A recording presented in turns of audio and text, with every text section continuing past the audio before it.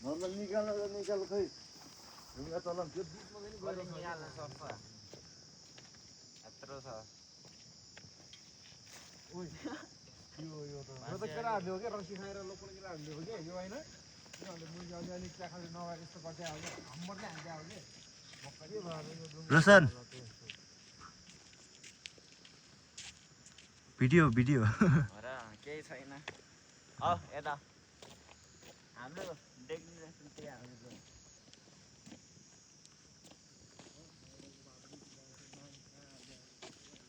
Buddha